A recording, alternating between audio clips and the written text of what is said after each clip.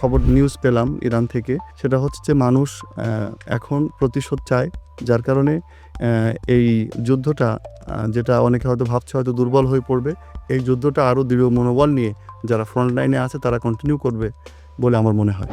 Trump প্রথম অবস্থায় কিন্তু হামলা করতে চায়নি, সে পিছিয়ে যেতে চেয়েছিল। সেক্ষেত্রে এমন কিছু হয়তো আছে যার কারণে ট্রাম্প বাধ্য হয়েছে কাজটা করতে। প্রিন্স সালমান এবং ট্রাম্প দুজনের নাম কিন্তু এপস্টিন ফাইলে দুজনের নামই আছে। এখন যদি আফগানিস্তান এবং পাকিস্তানের মধ্যে যদি কোনো দ্বন্দ্ব না থাকতো, সেই ক্ষেত্রে নিশ্চিত থাকেন যে ইরান এফেক্টেড হলে আফগানিস্তান এবং পাকিস্তান দুটো দেশই ইরানের পক্ষে সাপোর্ট দিত, এবং এই অঞ্চলে আফগানিস্তান এবং পাকিস্তান যদি ইরানের পাশে এসে দাঁড়াতো, সেই ক্ষেত্রে এই যুদ্ধটা আরও ভয়াবহ রূপ নিত। আপনার কাছে জানতে চাই, ইরানের যে ইসলাম শাসন ব্যবস্থাটা দীর্ঘদিন ধরে আছে, এই যে নানান সংকট, এর আগেও ইরানে আমরা দেখেছি ব্যাপক একটা বিক্ষোভ হয়েছে, সেখান থেকে কিছুটা তারা ঘুরে দাঁড়িয়েছে, এখন আবার যুদ্ধাবস্থা, আমেরিকা স্বয়ং রেজিম চেঞ্জের কথা বলছে। সব কিছু মিলিয়ে আপনার কাছে আমার প্রশ্ন যে এই ইসলাম শাসন ব্যবস্থাটার আসলে ভবিষ্যৎ কী মনে হয় আপনার? এটাকে ধরে রাখতে পারবে? যে এই যুদ্ধে এমন কিছু করবে ইরান যে পরবর্তীতে যেন আমেরিকা বা ইসরায়েল আর এই ধরনের কোনো সিচুয়েশন তৈরি করতে না পারে, এমন ধরনের কিছু একটা এই যুদ্ধে এরা করবে ইরানিরা। পরমাণু অস্ত্রের ব্যাপারে অনেকের উৎসাহ বা জানার একটা আগ্রহ অনেকের ছিল। আমি আগেও বলেছিলাম যে পরমাণু অস্ত্র তৈরি হবে না ইরানের, কারণ ফতোয়া আছে রাহবারের পক্ষ থেকে, আয়াতুল্লাহ খামনেইর পক্ষ থেকে, যে এটা তৈরি করা যাবে না। কিন্তু এখন যেহেতু ওনার শাহাদাত হয়েছে, এই ফতোয়া কিন্তু এখন আর কার্যকর নাই। এই জন্য ইরান যদি এখন চায়, মানে ইভেন এমনও হতে পারে যে আপনার স্ক্রুইং করার মাধ্যমে, হয়তো আমি জাস্ট একটা উদাহরণ দিলাম, যাতে সিম্পল কিছু কাজ করার মাধ্যমে তাদের পরমাণু উইপন এটা রেডি হয়ে যাবে।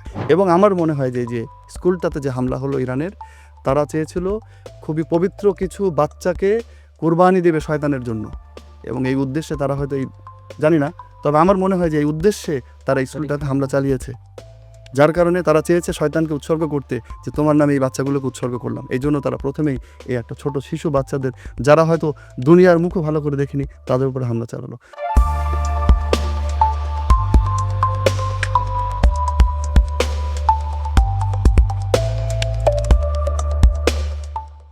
সুপ্রিয় দর্শক, আসসালামু আলাইকুম। ইরান রেডিও বাংলার নিয়মিত আয়োজন মুখোমুখি অনুষ্ঠানে আপনাদের প্রত্যেককে স্বাগত জানাচ্ছি। আমি শাহাদাত হোসেন। প্রিয় দর্শক, ইরানের সবশেষ খবরাখবর নিয়ে আজকে আমাদের বিশেষ পডকাস্ট। এই পডকাস্টে আজ আমরা আমন্ত্রণ জানিয়েছি ইরানের আল মুস্তাফা বিশ্ববিদ্যালয়ের প্রভাষক জনাব ইউনুস গাজীকে। আপনাকে স্বাগত জানাচ্ছি আমাদের অনুষ্ঠানে। আপনাকে অসংখ্য ধন্যবাদ। আ প্রিয় দর্শক, আপনারা জানেন যে এর মধ্যে ইরানের সর্বোচ্চ ধর্মীয় নেতা আয়াতুল্লাহ আলী খামেনেই তিনি শাহাদাত বরণ করেছেন। আমাদের এই অনুষ্ঠানের পক্ষ থেকে তার বিধি আত্মার মাগফিরাত কামনা করছি। দোয়া করছি আল্লাহর কাছে, আল্লাহ যেন তাকে জান্নাতের সর্বোচ্চ মাকাম দান করেন এবং তাকে ক্ষমা করেন। আমিন। প্রিয় দর্শক, আজ আমরা শুরুতেই কথা বলব তার শাহাদাত নিয়ে। আম আ তিনি যে এই যে ইরানের যে আগ্রাসন হলো আমেরিকা এবং অ ইসরায়েল মিলে, শুরুতেই ইরানের এই সর্বোচ্চ ক্ষতিটা হলো। আ আয়াতুল্লাহ আলী খামেনেই তিনি কিভাবে শাহাদাত বরণ করলেন, সেই প্রেক্ষাপটটা যদি আপনার কাছে একটু আমরা জানতে চাই, দর্শকদের উদ্দেশ্যে যদি বলতেন। আসলে যদি একটু ফিরে যাই আমরা ১২ দিনের যুদ্ধে, ১২ দিনের যুদ্ধেও ইসরায়েল, আমেরিকা একই টার্গেট নিয়ে গিয়েছিল, এবং তারা প্রথম স্টেজে তারা চেয়েছিল ইরানের যারা যুদ্ধ পরিচালনা করতে পারে শীর্ষস্থানীয় কর্মকর্তাদের একটা গ্রুপকে এলিমিনেট করতে চেয়েছিল, এবং তারা সফলও হয়েছিল। সেক্ষেত্রে তারা মনে করেছিল যে যদি এটা আমরা করতে পারি, তাহলে ইরানের কোমর ভেঙে যাবে, নেতৃত্বের স্থানগুলো শূন্য হবে, এবং যুদ্ধ পরিচালনায় তারা কামব্যাক করা তাদের জন্য ডিফিকাল্ট হবে। তো সেই অবস্থায় তারা কিন্তু তাদের প্রাথমিক যে প্ল্যান ছিল তাতে সাকসেস হলেও, তারা যে উদ্দেশ্যে পৌঁছাতে চেয়েছিল সেই মূল উদ্দেশ্যে তারা পৌঁছাতে পারেনি। দ্বিতীয় দফাতে যখন এই গতকালকে যে হামলাটা করলো, সেই হামলায় তারা মনে করেছিল যে আয়াতুল্লাহ খামনেইকে যদি এলিমিনেট করা যায়, তাকে যদি তুলে নেয়া যায়, তাহলে ইরান দুর্বল হয়ে পড়বে এবং ইরানের রেসপন্সটা আরও দেরি হবে। এই মুহূর্তে যে যত দেরি করবে ইরান রেসপন্স করতে, এর মধ্যে ইরানের কোমরকে ভেঙে দেয়া যাবে বা ইরানের সামরিক সক্ষমতাগুলোকে নষ্ট করে দেয়া সম্ভব। কিন্তু আলহামদুলিল্লাহ সেটা তারা সক্ষম হয়নি। যদিও আমরা একজন মহান অভিভাবককে হারিয়েছি এবং বর্তমান মুসলিম বিশ্বের যেভাবে সমস্ত মুসলমানরা অকপটে স্বীকার করে এই বিষয়টি যে তিনি সত্যিই একজন অভিভাবক ছিলেন মুসলিমদের জন্য এবং ফিলিস্তিনের জন্য আ তার যে দৃঢ় অবস্থান ছিল এটা কিন্তু চোখে পড়ার মতো।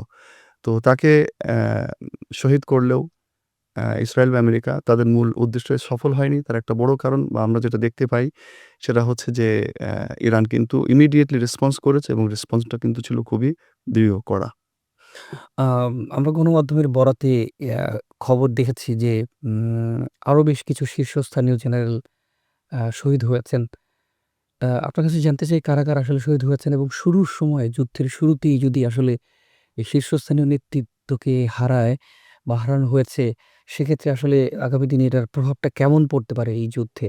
যদি সেটা একটু জি, বিস্তারিত বলতেন। আ বেশ কিছু শীর্ষ আয়াতুল্লাহ খামনাইর সাথে বেশ কিছু শীর্ষস্থানীয় নেতাও আ ওইখানে শাহাদাত বরণ করেছেন। তার মধ্যে আলী শামখানি ছিলেন, জেনারেল পাকপুর ছিলেন, জেনারেল মুসাভি ছিলেন, প্রতিরক্ষামন্ত্রী ছিলেন, সহ আরো অনেকে ছিলেন। যদিও ১২ দিনের যুদ্ধে একটা চেষ্টা চালানো হয়েছিল আ প্রেসিডেন্ট পেজেশকিয়ান এবং আ কালিবফ যিনি স্পিকার ছিলেন সংসদীয় তাকেও সরিয়ে দেয়ার, এলিমিনেট করার। তো তখন সাকসেস হয়নি। কিন্তু ২য় এই যে কালকের যে হামলাটা শুরু হলো এই হামলাতে তারা রাহবারকে টার্গেট করেছে। গতবার কিন্তু রাহবারকে তারা টার্গেট করেনি। তো আমরা যেভাবে গণমাধ্যমে বা ইরানি কর্মকর্তাদের যে স্টেটমেন্টগুলো যেগুলো আমরা শুনছি সেখান থেকে স্পষ্ট হচ্ছে যে আয়াতুল্লাহ খামনাই পরবর্তী সময়ে কিভাবে দেশ পরিচালিত হবে অথবা যুদ্ধ পরিচালিত হবে এই সিনারিও অলরেডি তারা করে রেখেছিল আগের থেকেই। আয়াতুল্লাহ খামনাইর সময়েই যে যদি আমি না থাকি তাহলে এই যুদ্ধ কিভাবে পরিচালনা করবে এগুলোর একটা টোটাল রোড ম্যাপ এবং গাইডলাইন কিন্তু আগের থেকেই রেডি করা ছিল। ইরানিরা কিন্তু সেই গাইডলাইন ধরেই এগোচ্ছে এবং যা আমরা বুঝতে পারি তাদের রেসপন্স দেখে যে কালকে সারাদিন এবং রাতের বেলাও কিন্তু তারা আ বিভিন্ন ঘাঁটিতে এবং ইসরায়েলে তারা হামলা চালিয়েছে। এর অর্থ বোঝা যায় যে আগের থেকে তাদের এই প্রোগ্রাম সাজানো ছিল এবং তাদের এই ধরনের ব্যক্তিত্বদেরকে যদি ইসরায়েল সরিয়েও দেয় বা তাদেরকে হত্যাও করে, সেই ক্ষেত্রে তাদের যে অ্যা যুদ্ধের যে সক্ষমতা তাতে কোনো ভাটা পড়বে না। আপনি ইরানের বিশ্ববিদ্যালয়ে পড়াচ্ছেন। নিশ্চয়ই সেখানকার অনেক মানুষের সাথে আপনার আ যোগাযোগ আছে। যদিও আমরা গণমাধ্যমের বরাতে অনেক খবরাখবর দেখছি। আ দর্শকদের উদ্দেশ্যে যদি আপনি সেখানকার সবশেষ খবরাখবর একটু জানাতেন। নিশ্চয়ই সেখানকার সাধারণ মানুষের সাথেও অনেকের সাথে আপনার যোগাযোগ আছে। সেখানকার কি দৃশ্যপট বা কি অবস্থা যদি একটু দর্শকদের উদ্দেশ্যে সবশেষ খবরাখবর একটু জানাতেন। আজকে যখন টিভিতে সকালের দিকে টিভিতে প্রচার হয়েছে আয়াতুল্লাহ খামনাইর শাহাদাতের খবরটি এবং তারপর ইরানের বড় শহরগুলোতে, ছোট শহরগুলো তো আছে অবশ্যই, বড় শহরগুলোতে খুব আ বড় জনসমাবেশ হয়েছে। সেখানে মানুষ স্লোগান দিয়েছে। সেখানকার মানুষ যুদ্ধের কথাই বলেছে, প্রতিশোধের কথা বলেছে। তারা কিন্তু সেখানে সন্ধির কথা বলেনি এবং পাশাপাশি মানুষের একটা বড় ক্ষোভ হচ্ছে ইসরায়েল ১ম স্টেজে যে হামলা চালিয়েছে সেখানে তারা একটি স্কুলকে এবং যেটা খুবই হৃদয় বিদারক যে ছবিগুলো সোশ্যাল মিডিয়াতে ঘুরছে, আপনি হয়তো অবশ্যই আপনার চোখেও পড়েছে যে ছোট বাচ্চার একটা প্রাথমিক বিদ্যালয়ে ইরানিরা এমনিই ইরানিরা দেখতে খুব সুন্দর। ছোট বাচ্চাগুলো সুন্দর ফুলের মতো। আ সেই বাচ্চারা যখন রক্তে মাখা তাদের যে ছবিগুলো, সেই ছবিগুলো আসলে মানুষের আ মানে হৃদয়গ্রাহী। মানুষ যখন দেখছে মানুষের চোখে পানি চলে আসছে। তো ইরানিরা সমস্ত ইরানব্যাপী এই ছবিগুলো ছড়িয়ে গিয়েছে। তাদের দেশে তাদের বাচ্চাদেরকে যখন এভাবে হত্যা করেছে, কিছু লোক যারা একসময় ভাবত যে ইসরায়েল, আমেরিকা তাদেরকে হয়তো বাঁচাতে আসবে, তাদের জন্য এটা স্পষ্ট হয়ে গিয়েছে না, তারা ইরানি জাতির শুভাকাঙ্ক্ষী নয়। তারা ইরানি জাতিকে যেকোনো মুহূর্তে আঘাত হানতে পারে এবং যার কারণে ইরানের জনগণ কিন্তু এখন তারা কিন্তু প্রতিশোধ চাচ্ছে। প্রতিশোধ স্লোগান দিচ্ছে। এর অর্থ হচ্ছে যখন একটি দেশের জনগণ সরকারের পেছনে থাকবে এবং তারা এই ধরনের একটা ডিমান্ড করবে, তখন সেই যুদ্ধ পরিচালনাটা আরো সহজ হয়ে যায়। যদি জনগণ বিপক্ষে যায় যুদ্ধের, সেই ক্ষেত্রে সেই যুদ্ধ পরিচালনাটা কষ্টকর হয়ে পড়ে। তো এই ক্ষেত্রে আমি যেটা আ খবর নিউজ পেলাম ইরান থেকে, সেটা হচ্ছে যে মানুষ এখন প্রতিশোধ চায়। যার কারণে এই যুদ্ধটা যেটা অনেকে হয়তো ভাবছে হয়তো দুর্বল হয়ে পড়বে। এই যুদ্ধটা আরো দৃঢ় মনোবল নিয়ে যারা ফ্রন্ট লাইনে আছে তারা কন্টিনিউ করবে বলে আমার মনে হয়। ইরানের সংবিধান অনুযায়ী যে এখন ৩ জন শীর্ষস্থানীয় নেতৃত্ব সাংবিধানিক দায়িত্ব পালন করছেন। আমার প্রশ্ন হলো যেহেতু শীর্ষ আ আ আয়াতুল্লাহ আলী খামেনি শীর্ষ ধর্মীয় নেতা তিনি ছিলেন এবং সামরিক প্রধান ছিলেন তিনি। আ আপনার কাছে কি এমন কোনো খবর আছে যে পরবর্তী আসলে শীর্ষ ধর্মীয় নেতা কে হতে পারেন? আম সে সম্পর্কে কোনো ধরনের আভাস পাওয়া গেছে? আসলে সর্বোচ্চ নেতার নির্বাচন পদ্ধতিটা একটু ভিন্ন এবং এই মুহূর্তে একজনের নাম আসছে, কিন্তু আমি এটা এটা জানি যে আসলে চয়েস অবশ্যই আ বেশ কয়েকজন থাকবে। আ হয়তোবা অনেকেই ভাবছেন যে আয়াতুল্লাহ খামনেয়ির যে বড় পুত্র আছেন, বড় ছেলে, অ্যা উনার বিষয়টা হয়তো বিবেচনায় রাখা হচ্ছে। কিন্তু বিষয়টা কিন্তু এমন না। এখানে আ গণতান্ত্রিক আ পদ্ধতিতে। গণতান্ত্রিক পদ্ধতিতে ইরানের যেমন পার্লামেন্টের স্পিকার, যেমন আ পার্লামেন্টের সদস্যরা যেমন নির্বাচিত হয়, এমন আরো একটা নির্বাচনের সাথে, সাথে হয়, সেটা হচ্ছে মাজলিসে খুবরেগান যেটাকে বলা হয়। যারা রাহবার মূলত নির্বাচন করেন। এরা কিন্তু সবাই ফিকাহ শাস্ত্রে সবাই এক্সপার্ট। ফকিহ যাদেরকে বলা হয়। তো সেই হিসেবে খুব উঁচু লেভেলের যারা ধর্মীয় জ্ঞানে, ধর্মীয় সহ সর্ববিষয়ে মোটামুটি ওভারঅল সব দিক থেকেই যারা ফিট থাকে, তাদের মধ্যে থেকে কাউকে কিন্তু বেছে নেয়া হয়। তো এইজন্য ১ জন বা ২ জনকে আমার মনে হয় যে পরিচয় করানোটা এটা হয়তোবা ঠিক হবে না, বা এটা হয়তো ভুল হবে। যদিও বিভিন্ন গণমাধ্যমে আসছে যে উনার বড় ছেলেকে হয়তোবা বিবেচনায় আনা যেতে আমরাও পারে। তাই দেখছি। কিন্তু আমার মনে হয় যে আরো অন্যান্য ব্যক্তিত্ব আছেন যারা সামনে আসতে পারে। হয়তো পরিস্থিতি কিছুটা স্বাভাবিক হলে সেই প্রক্রিয়াটা এগিয়ে নেয়া যাবে। আমার আরেকটা বিষয় প্রশ্ন জানতে ইচ্ছা হয় সেটি হচ্ছে যে, আমরা এর আগেরবার যুদ্ধেও দেখেছি যে আলোচনার টেবিলে অ্যা কথা বলা অবস্থাতেই কিন্তু ইরানে হঠাৎ করে হামলা চালানো হয়েছে। এবারও কিন্তু সেই দৃশ্যটাই দেখলাম যে যুক্তরাষ্ট্রের সাথে কিন্তু ইরানের আলোচনা চলছিল। সেটি সমাধান হয়নি। এর মধ্যে দিয়ে কিন্তু আ ইরা আ ইসরায়েলে এই আমেরিকা এবং ইসরায়েলের যে আগ্রাসন সেটি আ ব শুরু হলো। আমার প্রশ্ন হচ্ছে আম এই যে আগ্রাসনটা আ এটাকে আসলে কিভাবে দেখছেন? সেখানে হয়তো আলোচনার টেবিলে হয়তো সমাধান করা যেত। আসলে আলোচনাটা আ আগেও যেমন ছিল, এবং এটা যারা বিশ্লেষণ করছে বিভিন্ন জায়গায় রাজনৈতিকভাবে, তারা অনেকে স্বীকার করেছেন এই বিষয়টি, যে এই আলোচনাটা হচ্ছে এক ধরনের ধোঁয়াশা সৃষ্টি করা, একটা আ শেল্টার, একটা সেটআপ, একটা হামলা করার জন্য। এটা ২য় দফায় যেটা স্পষ্ট হলো। আ মূলত তারা আলোচনা চায়নি, এবং এক্ষেত্রে আমার মনে হয় যে অ্যা অনেকে গণমাধ্যমে এসেছেও বিষয়টা, যে আসলে ট্রাম্প ১ম অবস্থায় কিন্তু হামলা করতে চায়নি। সে পিছিয়ে যেতে চেয়েছিল। তো সেক্ষেত্রে এমন কিছু হয়তো আছে যে যার কারণে ট্রাম্প বাধ্য হয়েছে কাজটা করতে। আপনি যে ২ জনের নাম সবার আগে আসছে ট্রাম্পকে বাধ্য করার পেছনে, তার মধ্যে একজন হচ্ছে নেতানিয়াহু এবং বেন সালমান। বেন সালমান এবং ট্রাম্প ২ জনের নাম কিন্তু এপস্টিন ফাইলে ২ জনের নামই আছে। এপস্টিন ফাইলের যে কি আছে, অ্যা আমরা যতটুকু দেখছি হয়তো এর চেয়ে গুরুতর কিছু তাদের হাতে আছে। অ্যা যার কারণে তারা যখন সেইটাকে তারা এক্সপোজ করার হয়তো হুমকি দিচ্ছে বারবার। যার কারণে হয়তো এই ধরনের একটা স্টেপ আ নিতে ট্রাম্প বাধ্য হয়েছে। নাহলে আমেরিকার এখন যে অবস্থা, এই অবস্থায় এই ধরনের যুদ্ধে জড়ানোর কোনো পরিস্থিতি ছিল না। যেটা আপনি সিনেটরদের কথাও যদি শুনে থাকেন, সিনেটরদের স্টেটমেন্টগুলো, বা সেখানকার যারা রাজনৈতিক বিশ্লেষক আছেন, তাদের কথাও যদি শোনেন, তারাও কিন্তু এটাকে কনডেম করছে, তারাও এটাকে নিন্দা জানাচ্ছে, এবং তারাও বলছে যে আসলে এই অবস্থাতে আমেরিকার এই ধরনের একটা যুদ্ধে জড়ানোটা কোনো অবস্থাতেই ঠিক ছিল না। তো এই ক্ষেত্রে অ্যা আমার মনে হয় যেটা, যে ট্রাম্পকে বাধ্য করা হয়েছে, এবং আমরা দুঃখজনকভাবে অ্যা আমাদের মুসলিম যে দেশগুলো আজকে ইরানের পাশে থাকার কথা ছিল। একটা বিষয় এড়িয়ে যেতে চাচ্ছি না। সেটা হচ্ছে যে কয়েকদিন ধরে পাকিস্তান এবং আফগানিস্তানের মধ্যে একটা একটা উত্তেজনা। টেন্স একটা চলছে আরকি। তো আমার মনে হয় যে এটা এই যুদ্ধের ভূমিকা হিসেবে এটা আ মানে কনফ্লিক্টটা তৈরি করা হয়েছে। কারণ হচ্ছে যে যদি এখন যদি আফগানিস্তান এবং পাকিস্তানের মধ্যে যদি কোনো দ্বন্দ্ব না থাকতো, সেই ক্ষেত্রে নিশ্চিত থাকেন যে ইরান এফেক্টেড হলে আফগানিস্তান এবং পাকিস্তান দুটো দেশই ইরানের পক্ষে সাপোর্ট দিত, এবং এই অঞ্চলে আফগানিস্তান এবং পাকিস্তান যদি ইরানের পাশে এসে দাঁড়াতো, সেই ক্ষেত্রে এই যুদ্ধটা আরো ভয়াবহ রূপ নিত। তো এইজন্য এরা আগের থেকে একটা সেটআপ করে এসেছে, এবং করে আসার পর তারা ১ম থেকেই তাদের টার্গেট ছিল যে আমরা যে শর্ত দিব সেই শর্ত মেনে নিতে হবে। আদারওয়াইজ আমরা তাদের উপর হামলা করব। অর্থাৎ এখানে সমঝোতার কোনো ব্যাপার ছিল না। আমরা যে শর্তগুলো দিব সেগুলোকে মেনে নিতে হবে।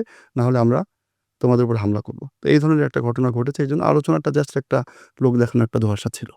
আপনি আপনার কথা বলছিলেন যে সৌদি যুবরাজের কথা তিনি ট্রাম্পকে বলেছেন হামলা করার জন্য। কিন্তু আমরা দেখেছি কিছুদিন আগে তিনি ইরানের প্রেসিডেন্টকে ফোনে বলেছিলেন যে ইরান যদি কখনো আক্রান্ত হয় সেক্ষেত্রে তার দেশ বা তার দেশের ভূখণ্ড কিংবা আকাশ ব্যবহার করে কেউ ইরানে হামলা চালাতে পারবে না। এইরকম একটা ব্যাপার ছিল। তো সেক্ষেত্রে আ আপনি যেখানে বলছেন যে এবং আমরাও গণমাধ্যমে খবরে দেখেছি যে প্রেসিডেন্ট ট্রাম্পকে নেতানিয়াহু এবং সৌদি যুবরাজ অনেকটা বাধ্য করেছেন ইরানে আক্রমণ করা। তাহলে বিষয়টা কেমন একটু দ্বিচারিতা হয়ে গেল না? আপনি কিভাবে দেখছেন বিষয়টাকে? বিষয়টা হচ্ছে যে যখন আমি এপস্টেইন ফাইলের কথা বললাম। এপস্টেইন ফাইলে যে কি আছে আসলে এটা আমরা এখনো জানি না। এর ভেতরে আরো কি আছে। যতটুকু আমাদের সামনে লিক হয়েছে বা আমরা দেখতে পাচ্ছি এতটুকুই আমরা জানি। কিন্তু এর পেছনে যে আরো বড়, বড় কি ধরনের ডকুমেন্টস তাদের হাতে আছে, স্ক্যান্ডাল কি ধরনের সেখানে ঘটেছে সেগুলো আমরা কিন্তু জানি না।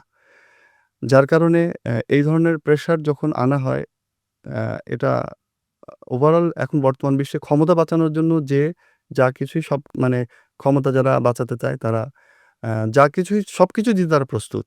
তো এই ক্ষেত্রে আমার মনে হয় যে যদিও বিন সালমান ১ম দিকে হয়তো তার ফোন করে বলেছিল কিন্তু পরবর্তী বিবেচনায় কেননা সৌদির সাথে ইসরায়েলের সম্পর্ক কোনো সময়ই খারাপ ছিল না। এটা যদিও তাদের এমবাসি নাই আ রিয়াদে, এ ইসরায়েলের এমবাসি। কিন্তু সম্পর্কের দিক থেকে কখনো কিন্তু খারাপ ছিল না। ইভেন যদি আপনি ধর্মীয় দৃষ্টিকোণ থেকেও যদি দেখেন যে অনেক আলেমরাও তারাও চেষ্টা করেছে ইসরায়েল বিরুদ্ধে কোনো গাজার পক্ষে যেন কোনো স্লোগান না ওঠে, গাজার পক্ষে যেন কোনো বিক্ষোভ না হয় এবং হারাম ফতোয়া দিয়েছে অনেক আলেম সৌদি। তো এটার থেকে প্রমাণ হয় যে আসলে মূলত তারা পক্ষপাত যদি দেখা হয় তারা কিন্তু ইসরায়েলের পক্ষেই গিয়েছে সবসময়। এই ক্ষেত্রেও নেতানিয়াহু কনভিন্স করা বিন সালমানকে নেতানিয়াহুর জন্য খুব ইজি ছিল এবং আমার মনে হয় যে যদিও বাস্তবতা আল্লাহই ভালো জানেন। কিন্তু আমার মনে হয় যে নেতানিয়াহু এনিহাউ সেটা প্রেশারে দিয়েই হোক বা অন্য কোনোভাবে হোক বিন সালমানকে কনভিন্স করে তারা দুজন মিলে ট্রাম্পকে এই পদক্ষেপ নিতে বাধ্য করেছে। আ ইরানে আগ্রাসন হওয়ার পরপরই আমরা এবার দেখলাম যে ইরানের পার্শ্ববর্তী আম মধ্যপ্রাচ্যে যে আমেরিকান ঘাঁটিগুলো আছে সেগুলোতে ইরান হামলা চালিয়েছে, প্রতিরোধ গড়ে তুলেছে। আমার প্রশ্ন হলো আশপাশের যেই ঘাঁটিগুলো লক্ষ্যবস্তু আসলে কেন করা হলো?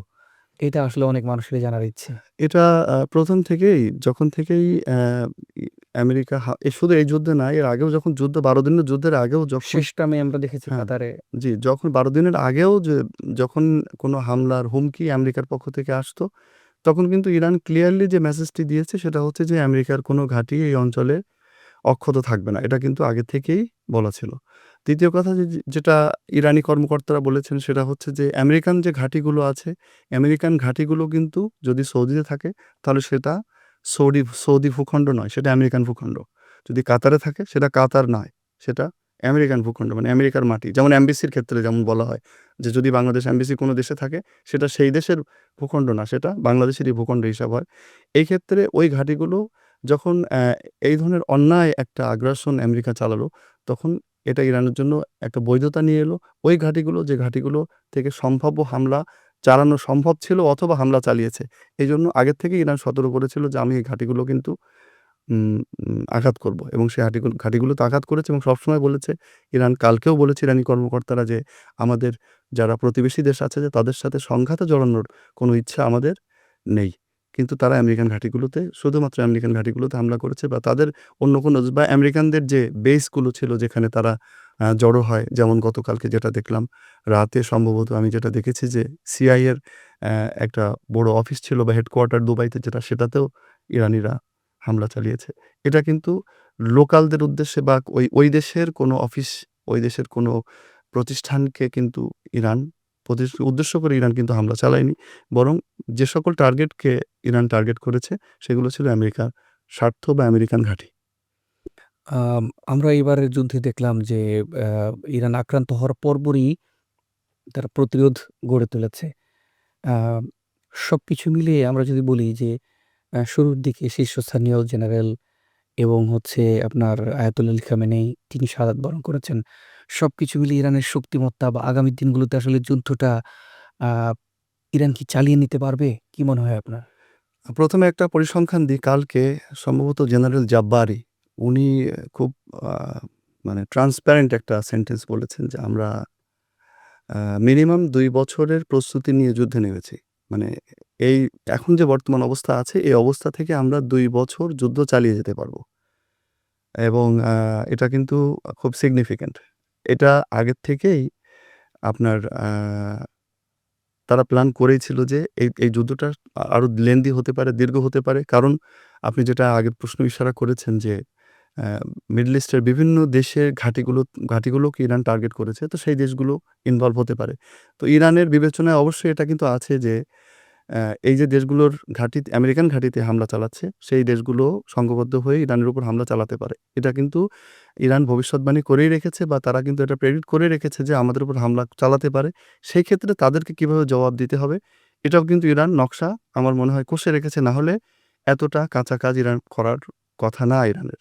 এবং বর্তমান যে অবস্থা যেভাবে উনি বললেন, আমি বিগত যে ইন্টারভিউ ছিল ১২ দিনের যুদ্ধের ব্যাপারে সেখানে আমি একটা কথা বলেছিলাম যে ইরান এই যে সময়টা পাচ্ছে, এই সময়ে মধ্যে ইরান নিজেদের দুর্বলতাগুলো ডিটেক্ট করেছে। পাশাপাশি শত্রুর যে দুর্বলতা সেগুলোও ডিটেক্ট করেছে এবং নিজেদের সক্ষমতা বাড়িয়েছে এবং যেহেতু তারা তাদের প্রযুক্তি, ক্ষেপণাস্ত্র প্রযুক্তি সহ বিভিন্ন যে প্রযুক্তিগুলো, এই প্রযুক্তিগুলো যেহেতু অ্যা তাদের নিজস্ব, এজন্য তাদের উৎপাদনের অ্যা কোয়ান্টিটি বাড়ানোটা তাদের জন্য কিন্তু খুব বড় কোনো ব্যাপার না। এটা ম্যান পাওয়ার বাড়ালে বা তাদের মেশিনারি সিস্টেম যদি আপডেট করে, সেই ক্ষেত্রে তারা কিন্তু খুব বড় রকমের উৎপাদনে যেতে সক্ষম তারা। তো আমার মনে হয় যে ৬-৭ মাস যে পার হলো, এর মধ্যে ইরান মোটামুটি ভালো একটা প্রস্তুতি নিয়েছে এবং যে ২ বছর উনি ঘোষণা করেছেন, আমার মনে হয় ২ বছর না, আরো বেশি সময়ের জন্য তারা যুদ্ধ কন্টিনিউ করার প্রস্তুতি নিয়েই এই যুদ্ধের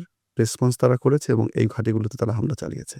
আমরা গেল বছরের যুদ্ধে আমরা দেখেছি যে অনেকটা তড়িঘড়ি করে ওয়াশিংটন এবং তেল আবিব আ ইরানের সাথে যুদ্ধবিরতি কার্যকর করেছিল। আপনার কি মনে হয় আসলে এবারে কি তেমন কিছু হতে পারে? যুদ্ধবিরতি তো হবে একটা পর্যায়ে যেয়ে। এটা তো এমন না যে ২ টা দেশই যুদ্ধ করতে, করতে ধ্বংস হয়ে যাবে। বিষয়টা এমন না। একটা পর্যায়ে বিভিন্ন মধ্যস্থতাকারী দেশ আছে। অলরেডি আপনি হয়তো শুনেছেন ইটালির দ্বারস্থ হয়েছে।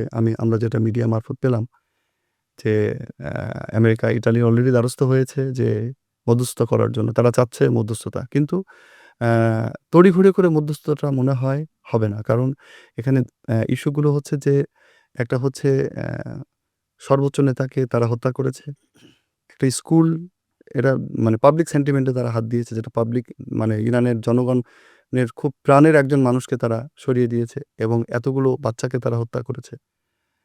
এবং ইরানিরা আ বুদ্ধিমান জাতি। ইরানিরা তাদের মধ্যে জাতীয়তাবাদ কিন্তু খুব মানে প্রবলভাবে আপনি তাদের মধ্যে পাবেন। এইজন্য তারা চেষ্টা করবে নেক্সট ডে, আমার যেটা মনে হয়, বাস্তবতা যেটা আ হয়তো তারা ভালো বলতে পারবে। কিন্তু আমার যেটা মনে হয় যে এই যুদ্ধে এমন কিছু করবে ইরান যে পরবর্তীতে যেন আমেরিকা বা ইসরায়েল আর এই ধরনের কোনো সিচুয়েশন তৈরি করতে না পারে। এমন ধরনের কিছু একটা এই যুদ্ধে এরা করবে ইরানিরা।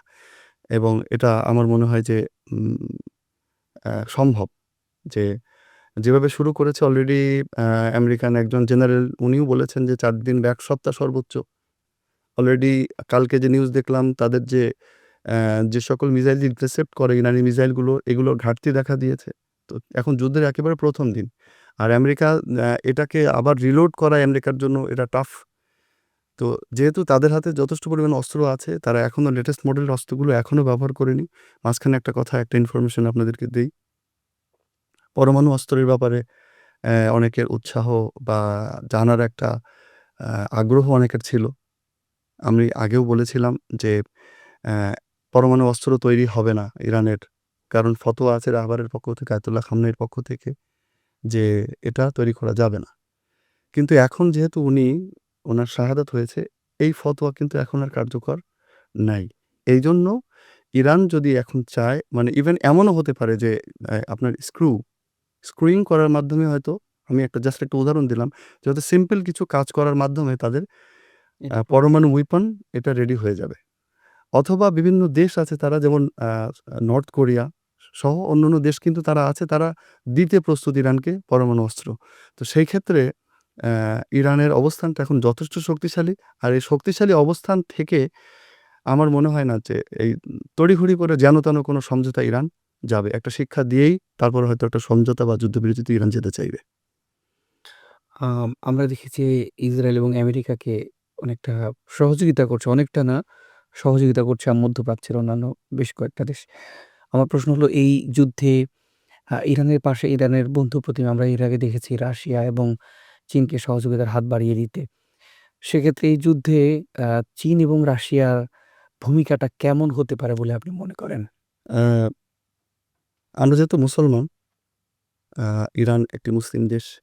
তো সেক্ষেত্রে ইরানের সর্বোচ্চ নেতার একটা উনি এর আগেও যখন খুব একটা কঠিন মুহূর্ত ছিল তখন তিনি ২ টি আয়াত তেলাওয়াত করতেন। আ হযরত মুসা আলাইহিস সালামের সেই যে যখন আম ফেরাউন যখন হযরত মুসার যে গোত্র তাদেরকে ধাওয়া করল, তখন সামনে নীল নদ, পেছনে ফেরাউনের বাহিনী। বাহিনী। তখন হযরত মুসা আলাইহিস সালামের গোত্রের লোকেরা বলল, "ইন্না লামুদরাকুন" যে আমরা মনে হয় ধরা পড়ে গেলাম।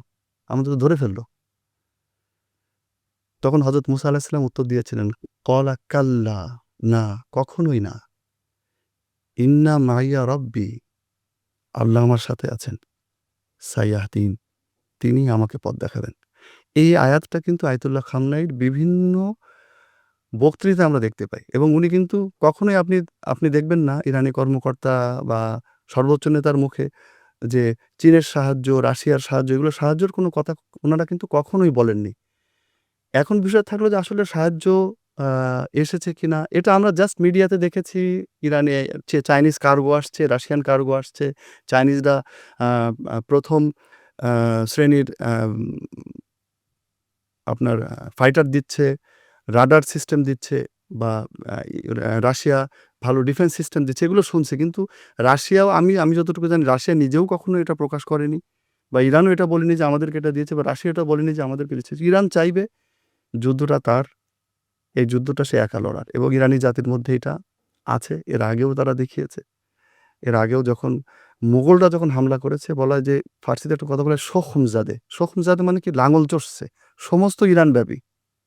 তারপরেও ইরানিদেরকে দমন করতে পারেনি। আর এটা তো আসলে তাদের চেয়েও অনেক লাইট একটা হামলা। তো এইজন্য আমার মনে হয় যে এই যুদ্ধ ইরানিদের যুদ্ধ এবং ইরানিরা একাই লড়বে এতে। আর ওরা হয়তো সাহায্য নিবে, সাহায্য নিচ্ছে বা নিবে কিন্তু ক্রেডিট অন্য কাউকে দিবে না বা তাদের ব্যাটল ফিল্ডটা হ্যান্ড ওভার করবে না। কারণ ব্যাটল ফিল্ড হ্যান্ড ওভার করলে এই ধরনের যারা দেশ চীন বা রাশিয়া এরাও আ দুনিয়া দেখে। যদি তাদেরকে বড় কোনো প্রলোভন দেখানো হয়, তারা কিন্তু বেঁকে বসবে। ইরান এটা খুব ভালো করে জানে। যার কারণে ইরানের লড়াই আমার মনে হয় ইরানই লড়বে। যদি কেউ আশপাশ থেকে সাহায্য করে, সেই ক্ষেত্রে সেই সাহায্যটা তারা হয়তো গ্রহণ করবে। অথবা ইরানের কাছে এমন ওয়েপন আছে যে যেটা হয়তো ওই ধরনের সাহায্যগুলো প্রয়োজন হবে না। কিন্তু পাবলিক দেখানোর জন্য বা আমেরিকা প্রতিপক্ষকে দেখানোর জন্য হয়তো সেই সাহায্যগুলো তারা গ্রহণ করেছে। এটাও হতে পারে। তো এইজন্য আমার যেটা মনে হয় যে লড়াইটা তারা নিজেরাই করবে। আ যদি আসলে এই তাদের বন্ধুপ্রতিম দেশগুলো রাশিয়া কিংবা চীন যদি আসলে প্রত্যক্ষ বা বেশি অর্থে সহযোগিতা না করে, আপনি অবশ্য বলছিলেন যে এরই মধ্যে স্পিকার বলেছে ২ বছরের তাদের প্রস্তুতি আছে। আসলে এই যুদ্ধটা কতদিন অ্যা টানতে পারবে ইরান? যুদ্ধ আসলে একটা হচ্ছে স্ট্রেংথ। একটা জাতির প্রত্যেকটা জাতির একটা স্ট্রেংথ থাকে। তো ইরানি জাতি প্রায় ৪০-৪৫ বছর যাবৎ অবরোধের মধ্যে থেকে অ্যা আপনি যেমন ইয়ামেনিদের দেখবেন একটা লুঙ্গি পরা, পায়ে জুতা নেই, খায় না হয়তো ২ দিন। কিন্তু এরা কিন্তু যুদ্ধের সময় কিন্তু খুবই মানে এদেরকে মোকাবেলা করা মুশকিল। আপনি কম ইসরাইল চেষ্টা করেছে, আমেরিকা চেষ্টা করেছে, সৌদি আরব চেষ্টা করেছে। ১৩-১৪ বছর যাবৎ তাদের উপরে হামলা কন্টিনিউ রেখেছে। কিন্তু তাদেরকে দমাতে পারেনি। তো এদের আপগ্রেড ভার্সন আপনি ইরানিদেরকে ধরতে পারেন। যে যাদের কাছে অস্ত্র আছে, যাদের ট্রেনিং আছে। পাশাপাশি যে জিনিসটা আছে সেটা হচ্ছে যে এরা অ্যা শহীদ হতে চায়। না হলে তো আয়াতুল্লাহ খামনেই এমন যুদ্ধের মধ্যে এমন স্পর্শকাতর একটি মুহূর্তে তিনি অফিসে না থেকে তিনি তো বাংকারে থেকেও অফিস করতে পারতেন। তিনি নিজের অন্য একটা গোপন জায়গায় বসে অফিস করতে পারতেন। কিন্তু তিনি কিন্তু নিজে অফিসে এসেছেন।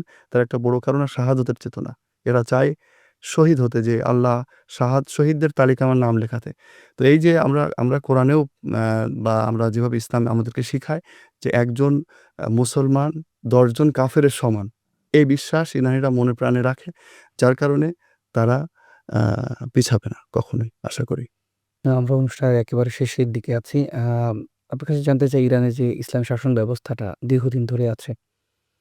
এই যে নানান সংকট এর আগেও ইরানে আমরা দেখেছি ব্যাপক একটা বিক্ষোভ হয়েছে। সেখান থেকে কিছুটা তারা ঘুরে দাঁড়িয়েছে। এখন আবার যুদ্ধাবস্থা। আমেরিকা স্বয়ং রেজিম চেঞ্জ এর কথা বলছে। সবকিছু মিলিয়ে আপনার কাছে আমার প্রশ্ন যে এই ইসলামী শাসন ব্যবস্থাটার আসলে ভবিষ্যৎ কি? কি মনে হয় আপনার? এটা কি ধরে রাখতে পারবে?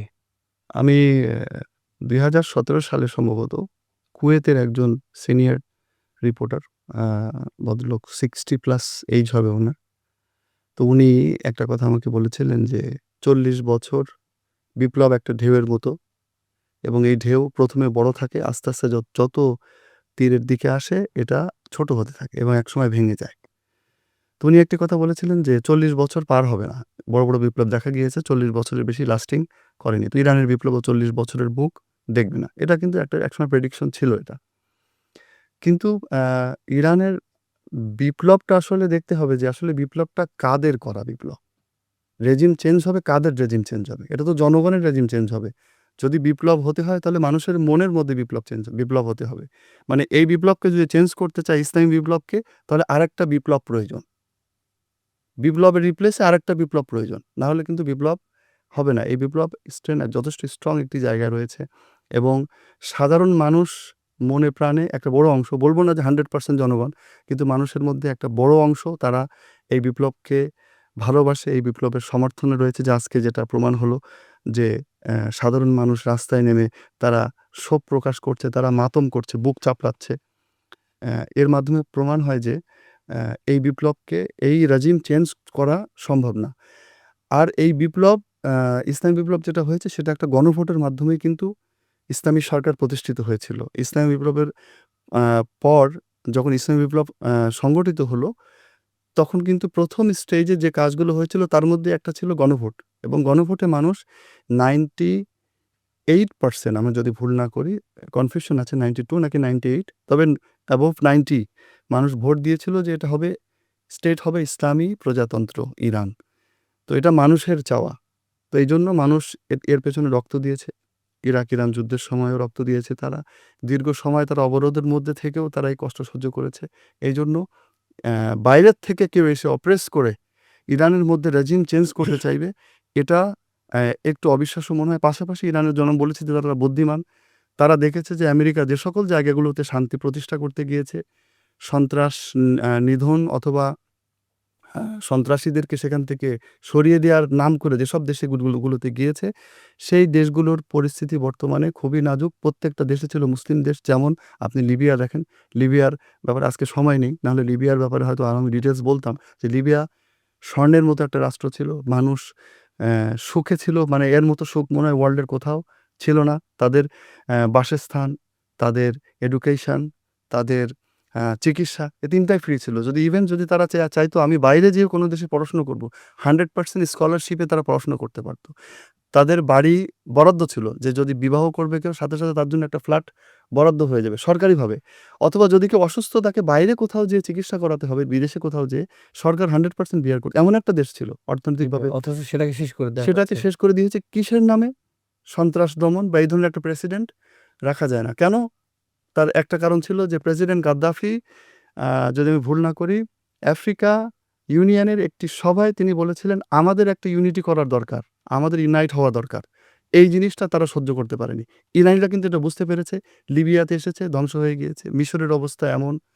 আ ইরাকের অবস্থা দেখেন, আফগানিস্তানের অবস্থা দেখেন। মানে যে দেশেই আমেরিকা এসেছে, সেই দেশের জনগণের উপকার করার জন্য সেই দেশকে মানে লুটপাট করেছে, সেই দেশের জনগণকে হত্যা করেছে, সেই দেশের মা-বোনের ইজ্জত সম্ভ্রম নষ্ট করেছে। এটা ইরানিরা ওভারঅল স্টাডি করেছে এই পর্যন্ত। এইজন্য তারাও চাইবে না যে আমেরিকার মতো কোনো দেশের হাতে নিজেদের ভাগ্যকে তুলে দিতে। তো এইজন্য আমার মনে হয় না যে এই রেজিম এত দ্রুত চেঞ্জ হবে, এবং যদি তারা চেঞ্জ করার চেষ্টা করে, সেক্ষেত্রে তারা সফলও হবে বলে আমার মনে হয় না। আ আমরা জানি যে ইসলামে বলা হয়েছে যে শেষ জামানায় ইমাম মাহাদির আগমন ঘটবে। এই যে যুদ্ধ, অনেক আলেমরা কিন্তু এই বিষয়ে অনেক ধরনের প্রেডিকশন দিচ্ছেন, ভবিষ্যদ্বাণী দিচ্ছেন। আমরা অনুষ্ঠানের শেষ প্রশ্ন আপনাকে করতে চাই। সেটি হচ্ছে হাদিসের আলোকে আসলে এই ইমাম মাহাদির আবির্ভাব বা এই যুদ্ধ, এই প্রেক্ষাপট নিয়ে যদি আপনি দর্শকদের উদ্দেশ্যে কিছু বলতেন। জি, প্রশ্নটা খুবই সুন্দর এবং সময় উপযোগী একটা প্রশ্ন। বেশ লম্বা সময় ধরে এই প্রশ্নটা মানে প্রায় প্রত্যেকটি যুগে এই ধরনের প্রশ্ন একটা কিন্তু থাকেই। কারণ আমাদের মুসলমানদের বিশ্বাস অনুযায়ী ইমাম মাহদী নামে একজন আসবেন, যিনি আল্লাহ রাসূলের বংশধর হবেন। পৃথিবীকে আদল, ইনসাফ এবং ন্যায় বিচারে পূর্ণ করে দিবেন। এখানে কোনো জুলুম হবে না। এটা আমাদের চাওয়া একটা, সবাই চায়। এটা কিন্তু শুধু ইসলাম ধর্মে যে আছে এই বিশ্বাস ইমাম মেহেদী, এটা কিন্তু না। হিন্দু ধর্মেও আছে, খ্রিস্টান ধর্মেও আছে। সব ধর্মে কিন্তু মানুষ জানে যে একজন আসবে, একজন আসবে। আমরা ইমাম মেহেদী বলি, তারা হয়তো অন্য নামে অ্যা তাকে নামকরণ করে। তো এটা তো নিশ্চিতভাবে আমরা জানি, যেহেতু আল্লাহ রাসূল সাল্লাল্লাহু আলাইহি ওয়াসাল্লামের হাদিস থেকে আমরা পাই যে সে আসবে শেষ জামানায়। কিন্তু এইটাই কি সেই জামানা? এটা বলা মুশকিল। প্রেডিকশন অনেকে এই পর্যন্ত অনেক প্রেডিকশন করেছে, অনেকে অনেক ভবিষ্যদ্বাণী করেছে। কিন্তু বেশিরভাগ ক্ষেত্রে দেখা যায় যে এগুলো ভুল প্রমাণিত হয়। তো আমি প্রেডিক্ট করব না, কিন্তু একটি উদাহরণ আমি দিতে চাই। সেটা হচ্ছে যে এই যে যুগ আমরা এগিয়ে যাচ্ছি, জুহুর বা ইমাম মেহেদীর আবির্ভাব বা আবির্ভাবের যুগের দিকে আমরা এগিয়ে যাচ্ছি, যে তার আগমনের যুগের দিকে আমরা এগিয়ে যাচ্ছি। এটা কিন্তু এখন অলরেডি আমাদের জন্য প্রমাণ হয়ে গেছে, বা আমরা যে সত্য পথে রয়েছি এটা প্রমাণ হচ্ছে। কারণ আ কিছুকাল আগেও এই জেন্টলম্যানরা যারা স্যুটেড মানে কোট টাই পরে যারা খুবই ভদ্র মানুষের আ চেহারা নিয়ে আমাদের সামনে হাজির হতো এবং আমরা তাদেরকে খুবই মার্জিত, খুবই ভদ্র, খুবই নম্র বলে মনে করতাম। আজকে তাদের চেহারার মুখোশ কিন্তু খুলে পড়েছে এবং এপস্টিন ফাইলের পরে বোঝা গিয়েছে যে এরা সব শয়তানের পূজা করে। আমাদের মুসলিম দেশের শাসকরাও তার মধ্যে আছে। এমন না যে শুধু তারাই। এই ধরনের দেশের শাসকরাও আছে, পাশাপাশি মুসলিম দেশের শাসকরাও আছে যারা কি করছে? তারা শয়তানের পূজার সমর্থন করছে। ইভেন আপনারা দেখেছেন ওই যে এপস্টিন ফাইল থেকে একটি ছবি লিক হয়েছে। সেখানে কাবা ঘরের নাউজুবিল্লাহ পর্দাকে, যেটা আমরা সর্বোচ্চ আ সম্মান দিই, এবং যদি আমাদের কাউকে যদি হাদিয়া করা হয় এই গিলাফটা, তাহলে আমরা হয়তো মাথায় করে রাখবো এবং এর চেয়ে বড় হাদিয়া হয়তো পৃথিবীতে আমাদের কিছু হবে না। কিন্তু সেটা সেখানে বিছিয়ে তার উপর দিয়ে পা দিয়ে তারা এগিয়ে যাচ্ছে। মানে টোটালি একটা শয়তানি কার্যক্রম তারা কিন্তু এগিয়ে নিয়ে যাচ্ছে। এখানে কিন্তু যে জিনিসটা ক্লিয়ার হচ্ছে এই সময়ে, সেটা হচ্ছে যে ২ টা ফ্রন্ট কিন্তু ক্লিয়ার হয়ে যাচ্ছে। দাজ্জালের ফ্রন্ট এবং ইমাম মাহদীর ফ্রন্ট।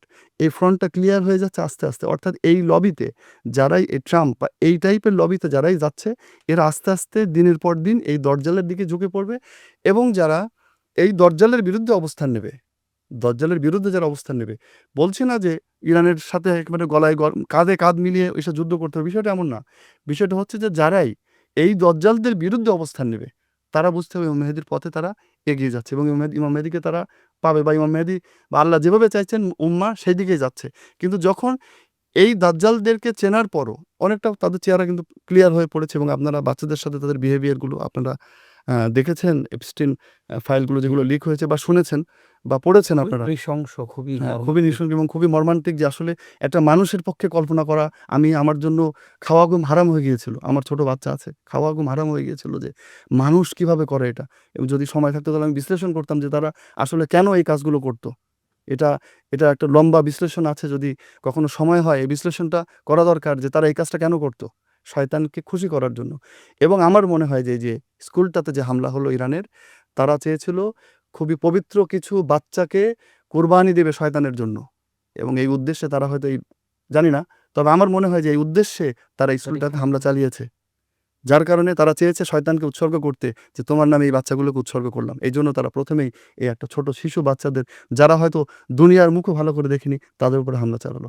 তো এখন ইমাম মেহেদী আলাইহিস সালামের যে ব্যাপারটা এলো, আমাদের সতর্ক থাকতে হবে। কারণ একটি হাদিস আছে যে অবশ্যই যুগের ইমামকে চিনতে হবে, এবং যুগের ইমামকে যদি কেউ না চিনে মারা যায়, ইমাম মেহেদীকে যদি না চিনে মারা যায়, তাহলে তার মৃত্যু হবে জাহেলিয়াতের মৃত্যু। এটা বড়, বড় আমাদের যে ধর্মীয় গ্রন্থ রয়েছে সেই গ্রন্থগুলোতে এসেছে। তো অবশ্যই তার জন্য দোয়া চাইতে হবে আল্লাহর কাছে। তিনি আমাদের আল্লাহ রাব্বুল আলামিন তাকে ত্রাতা হিসেবে আমাদের জন্য পাঠাবেন। অবশ্যই আল্লাহ রাব্বুল আলামিনের কাছে দোয়া চাইতে হবে যেন দ্রুত তাকে আমাদের মাঝে পাঠিয়ে দেন। কিন্তু আমি কোনো প্রেডিক্ট করব না যে তিনি কবে আসবেন। তবে রাস্তা ক্লিয়ার হয়ে যাচ্ছে। ইমাম মেহেদীর পথ, দাজ্জালের পথ। দুটো পথের বাইরে কোনো পথ থাকবে না শেষ জামানায় এসে। এবং একটা পথ, দাজ্জালের যে বাহিনী তারা নিজেদেরকে সরিয়ে নিচ্ছে। মূল এটা কিন্তু এমন না যে শুধু মুসলিমরাই যে ইমাম মেহেদী আলাইহিস সালামের বাহিনী থাকবে তা কিন্তু না। খ্রিস্টানরাও থাকবে, অনেক ইহুদিরাও থাকবে, অনেক হিন্দুরাও থাকবে। যারা যারা নিজেদেরকে সংরক্ষণ করেছে, যারা নিজেদেরকে গুনাহ বা পাপের সাথে, জুলুমের সাথে নিজেদেরকে কলুষিত করেনি, তারা কিন্তু ইমাম মেহেদীর আহ্বানের ডাক তারা শুনতে পাবে এবং ইমাম মেহেদীর আহ্বানে তারা সাড়া দিয়ে কিন্তু অগ্রসর হবে। এই জন্য খেয়াল রাখতে হবে ইমাম মেহেদীর শত্রু, আল্লাহর শত্রু কারা। যদি শত্রুকে চিনতে পারি তাহলে মিত্রকেও চেনা যাবে ইনশাআল্লাহ। আপনাকে অনেক, অনেক ধন্যবাদ জানাচ্ছি আমাদের অনুষ্ঠানে আসার জন্য। আপনাকে অসংখ্য ধন্যবাদ। সুপ্রিয় দর্শক, আজ শেষ করছি। দেখা হবে পরের পর্বে বিশেষ কোনো অতিথির সাথে এবং আমরা জানাবো ইরানের সবশেষ খবরাখবর। নিশ্চয়ই আমাদের চ্যানেলটি সাবস্ক্রাইব করে পাশেই থাকবেন। আল্লাহ হাফেজ।